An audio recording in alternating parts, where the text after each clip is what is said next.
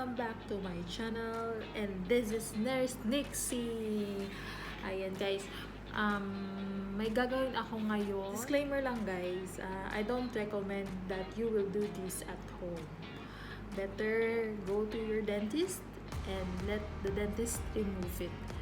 Pero sa mga gusto dyan malaman kung paano i-remove ang kanyang braces at home, well, panoorin nyo lang to. Okay guys? The materials we need is this one. Plier para pangtanggal ng bracket. At saka toothpick pangtanggal ng mga rubber. So, before anything else, dinisinfect ko na po yung plier ko.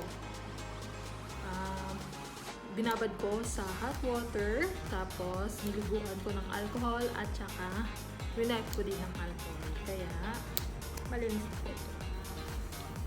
So, first thing first, ang unang gagawin natin is ang pagtanggal ng what you call this?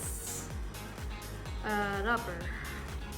Kasi, actually guys, marami nang natanggal na bracket. Magtitipid dyan. Ayan. So, but I don't recommend this. Ayan ang